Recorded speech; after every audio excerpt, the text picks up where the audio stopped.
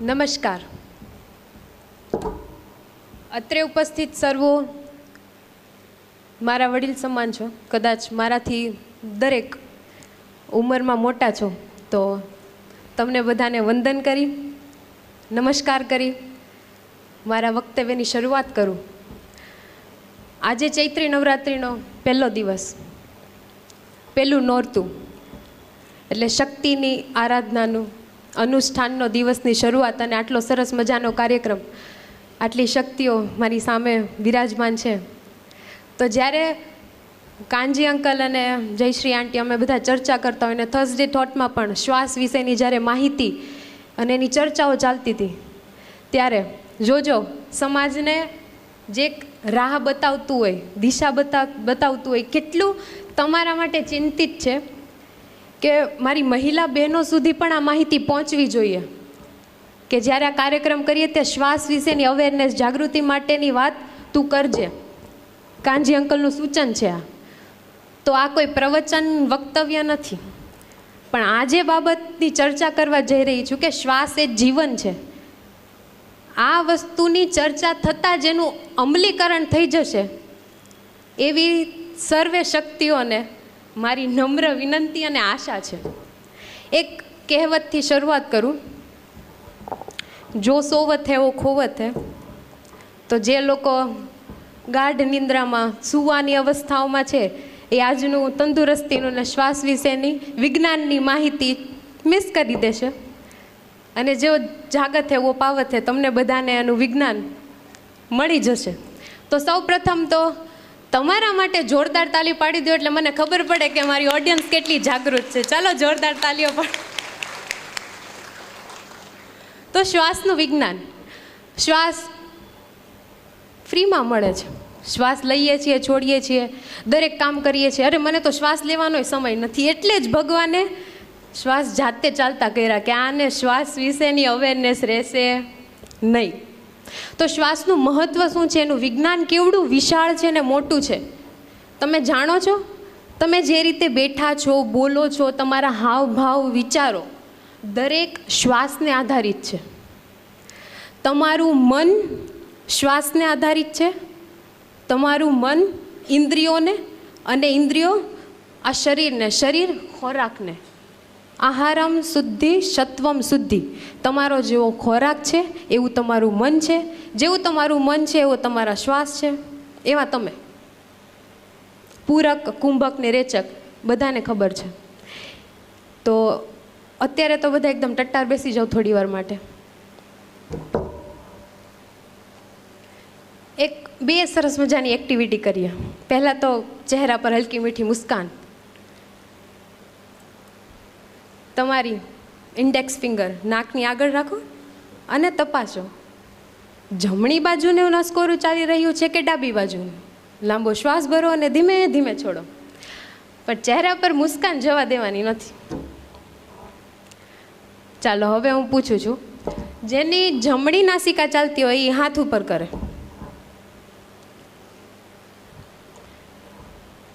અને ડાબી નાસિકા ચાલતી હોય. હવે એવું તો કંઈ નથી ને કે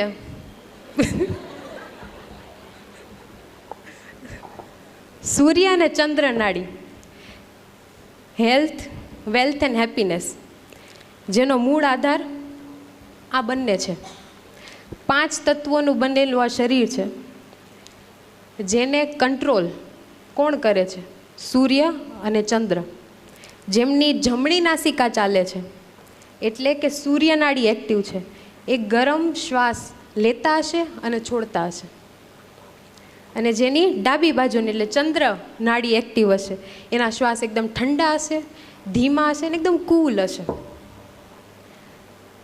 તો હવે આના પાછળનું વિજ્ઞાન જોઈએ આપણે. તો આપણું સ્વાસ્થ્ય આને આધારિત છે. કઈ રીતે? જે લોકો સૂર્ય નાડી સૌથી એક્ટિવ રહે છે ને, એ લોકો hypertension, high blood pressure, anxiety ને depression, overthinking, mental disease તો થાય જ છે, પણ પેટને લગતા રોગોની સમસ્યા વધી જાય છે. હવે આ તો કેટલું સામાન્ય વાત હતી કે જમણું નાસિકા, શ્વાસ તો લેવાય જ છે, એમાં શું મોટી વાત છે? એને શું કરવું? આજકાલ બધા બસ એક જ વસ્તુમાં પડ્યા છે, અન્નમય શરીર. 5 પ્રકારના શરીર, 5 પ્રકારના વાયુ છે. તો આપણે ખાલી અન્નમય શરીર એટલે આ દેખાતું શરીર જે અન્નથી ચાલે છે, એના માટે જીમ કરીએ છીએ, એરોબિક્સ કરીએ છીએ, રનિંગ કરીએ છીએ, પણ અંદર બીજા 5 શરીર છે, વિજ્ઞાનમય, આનંદમય શરીર, એનું ધ્યાન કોણ રાખશે? તમે સાંભળ્યું હોય તો વડીલ આપણે બહુ ટેન્શનમાં ફરતા હોય ને, બેસ 2 મિનિટ, એક પોરો ખા, લાંબો ઊંડો શ્વાસ લે. જો લ્યો તો બધા લાંબો શ્વાસ લો, તો લો લાંબો, લ્યો લાંબો શ્વાસ. ધીમે ધીમે છોડો, જેટલું ધીમે છોડી શકો ને એટલું ધીમે છોડો. ફરી પાછો એક લાંબો શ્વાસ ભરો. અવાજ ન આવવો જોઈએ શ્વાસનો. પછી એકદમ ધીમે ધીમે શ્વાસ બહાર. જો કેવું રિલેક્સ ફીલ થાય, કોઈ ટેન્શન જ નહીં, કાંઈ નહીં, બધું થયા કરે, એવું થાય ને. બસ આ શ્વાસોશ્વાસ ભૂલવાના નથી.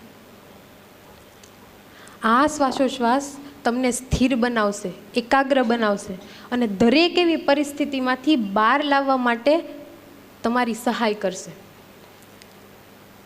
આપણે ફરી પાછા એ જ ટૉપિક પર આવીએ, સૂર્ય નાડી ને ચંદ્ર નાડી. તમને ખબર છે આપણે મંગળા આરતી કરીએ ને સંધ્યા આરતી કરીએ છીએ, શું કામ?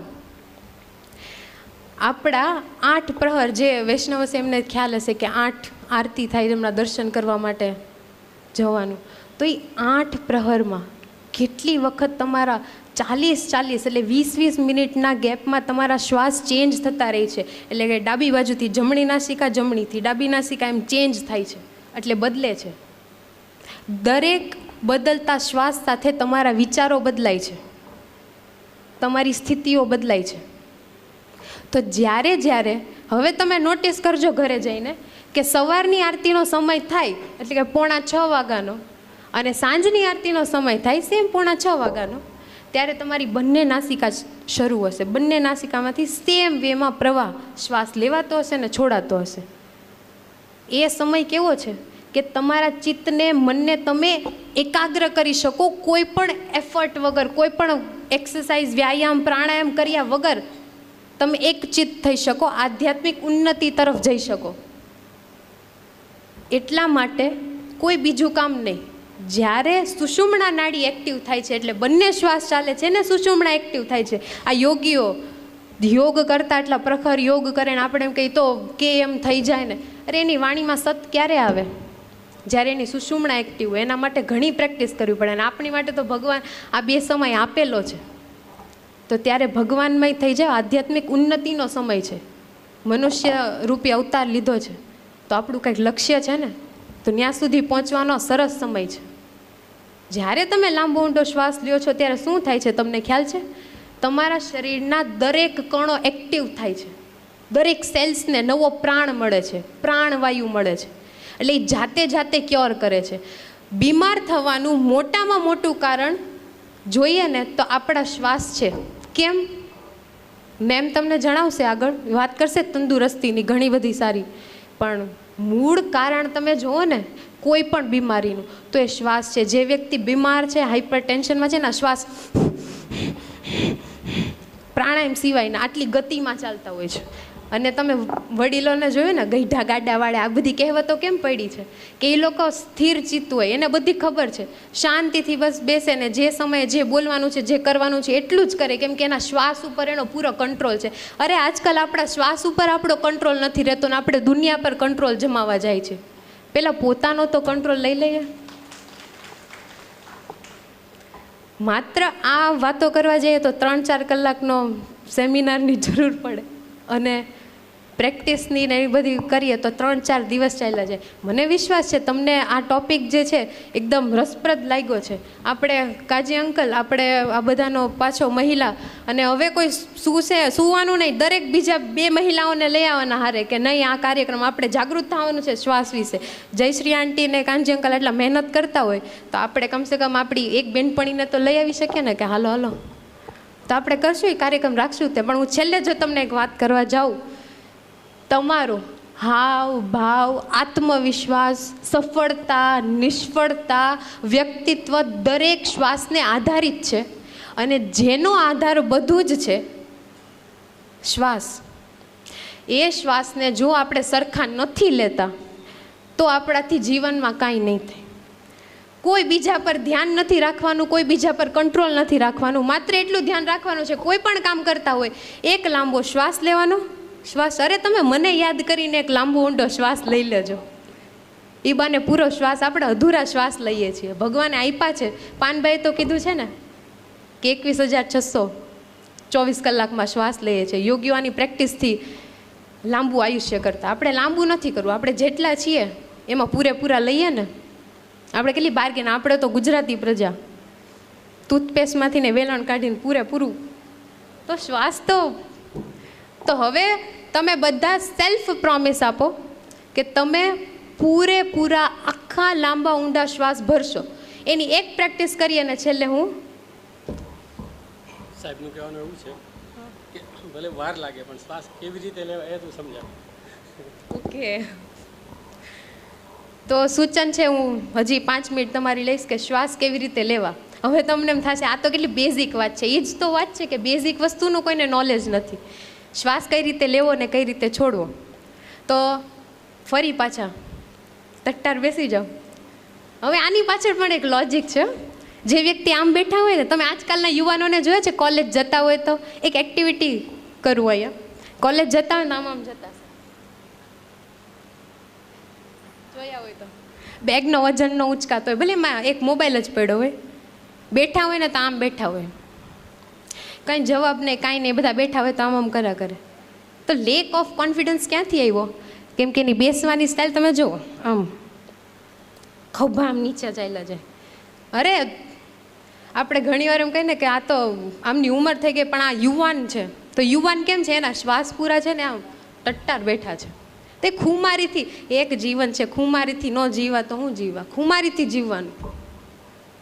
વાહ, બધા ટટ્ટાર બેસી ગયા. એક હાથ છાતી ઉપર અને એક હાથ પેટ ઉપર રાખો, આંખો બંધ. જો ચહેરા પર હલકી મીઠી મુસ્કાન રાખવાનું તો હું કહીશ જ, એટલે એ તો રાખવાનું. લાંબો ઊંડો શ્વાસ ભરો, ધીમે ધીમે શ્વાસ બહાર. ફરી પાછો એક લાંબો શ્વાસ, ધીમે ધીમે શ્વાસ બહાર.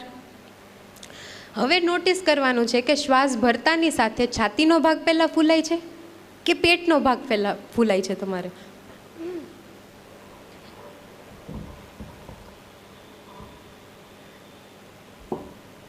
નાઉ again it's time to question. પાછો હું પ્રશ્ન પૂછીશ, પહેલાં છાતી કોને ફૂલાતી હતી શ્વાસ ભરતા?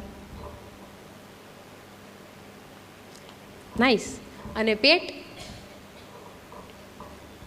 વાહ, વેરી ગુડ. ત્રીજો પ્રશ્નનો કોઈ સ્થાન નથી ને? નહીં. તો જેમને પેટ પહેલાં ફૂલાય છે, કોંગ્રેસ, તમારા શ્વાસ એકદમ પૂરા અને આખા છે. તમે પાણીનો ગ્લાસ ભરો, હું આ ઉદાહરણ બધે જ આપું છું, તો એ નીચેથી ઉપર ફીલ થાય, નો કે ઉપરથી નીચે. પહેલાં તળિયું ઢકાય ને પછી ઉપર સુધી પાણી ભરાય. તો પૂરો શ્વાસ ભરો, પૂરક. પેટ પહેલાં ફૂલાવવું જોઈએ. હવે તમે શ્વાસ રોકો, રોકો શ્વાસને. છાતી પર પ્રેશર આવે છે, ધીમે ધીમે શ્વાસ બહાર કાઢો. માનસિક રીતે બધો તણાવ દૂર જતો હોય ને એવો અહેસાસ થશે તમને. તો શ્વાસ લેવાની આ સાચી ટેકનિક છે કે પૂરેપૂરું પેટ પહેલાં ફૂલાય, એટલે પૂરો પેટ ભરી છાતીથી લઈને ગળા સુધી પૂરેપૂરો શ્વાસ ભરવાનો. અને ધીમે ધીમે, એટલે પેટ અંદર અંદર અંદર જાય અને શ્વાસ બહાર આવે. આ સાચી ટેકનિક છે. એટલે હવે તમે રોટલી બનાવતા હોય તો શ્વાસ તો ચાલતા હોય ને, શાક બનાવતા હોય શ્વાસ તો ચાલતા હોય ને, કોમ્પ્યુટર વર્ક કરતા હોય તો શ્વાસ તો ચાલતા હોય કે નહીં? તો આવી ટેકનિક ભૂલવાની નથી. ટીપે ટીપે સરોવર ભરે, આવા શ્વાસ લેવાના ને છોડવાના. પછી તમને ખૂબ ફાયદો થશે. શું થશે? મનમાં સ્થિરતા, એકાગ્રતા આવી જશે અને તમે જાતે જાતવેદ બની જશો. આગળ જે વાત કરી મેં પહેલાં જ, તો શ્વાસનું ખૂબ મોટું વિજ્ઞાન છે. શ્વાસ આપને જીવન પ્રદાન કરે છે. જીવન છે તો કઈ રીતે જીવન છે? આવે છે જાય છે. હું તો એમ કહું જીવનને એ ઈશ્વર છે. કઈ રીતે કે ઈશ્વર કોને કહેવાય? જે સર્વવ્યાપી હોય, જે સત્ય હોય, જે સાક્ષર હોય, એ ઈશ્વર છે. કોઈ પણ ધર્મના, કોઈ પણ પંથના વ્યક્તિ હોય, શ્વાસ દરેક પાસે છે. એની અનુભૂતિ શ્વાસ સતત ચાલે છે અને એ જ સત્ય છે. તો તમારો શ્વાસ તમારો ઈશ્વર છે અને ઈશ્વર એ જીવન છે. તો સતત લાંબો ઊંડો શ્વાસ લેવાનો, કમરથી એકદમ વ્યવસ્થિત બેસવાનું, એકદમ ખુમારીથી જીવન જીવવાનું. એટલે તમારો શ્વાસ જેવો એવું તમારું મન છે, તમારું મન જેવું છે એવી તમારી ઇન્દ્રિયો છે, તમારી ઇન્દ્રિયો જેવી છે એવું તમારું આચરણ છે, તમારું આચરણ જેવું છે એવું તમારું દેખાતું શરીર છે. એટલે અલ્ટિમેટલી મૂળ કોણ છે? તમારો શ્વાસ. એટલે શ્વાસને ભૂલવાનો નહીં. ખૂબ ખૂબ આભાર. ઓમકાર કરીએ આપણે છેલ્લે. તો ફરી પાછા તમે બધા પહેલાં તમે ટટ્ટાર બેઠા છો, તમારા માટે તાલી પાડી દો, કોઈ હેલા નથી. Very good. તો ઓમકાર કરીએ આપણે. આંખો બંધ, લાંબો ઊંડો શ્વાસ ભરવાનો, પૂરેપૂરું પેટને છાતી ભરીને શ્વાસને શ્વાસ બહાર કાઢતા અનો નાદ પેટથી થશે, ઉનો છાતીએથી થશે અને મનો નાદ નાકેથી થશે. નેઝલ સાઉન્ડ છે. તો 2 નહીં પણ 3 વખત અભ્યાસ કરીશું આપણે. તો પૂરેપૂરો શ્વાસ ભરી મારી સાથે ઓમકાર.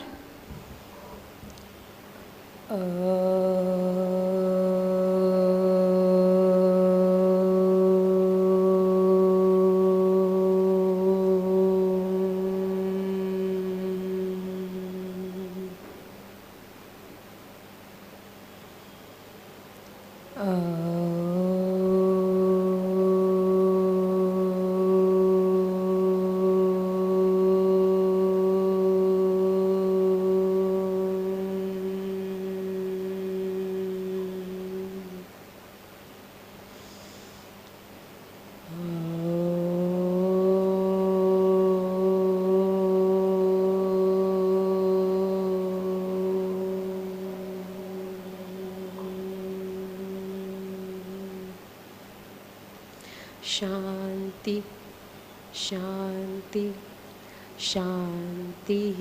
બંને હથેળીનું ઘર્ષણ કરો. મનમાં સમસ્ત દેવી દેવતાઓને વંદન કરવાનું. તાપી કિનારો છે. સૂર્યનારાયણ તાપી માતાનો આભાર વ્યક્ત કરી ગરમ હથેળી તમારા આંખ ઉપર. ચૈત્રી નવરાત્રિ માતાજીને શક્તિને યાદ કરી દરેકને મારા નમસ્કાર. सब सुखी हो, सब निरोगी हो, सबका कल्याण हो. Thank you so much.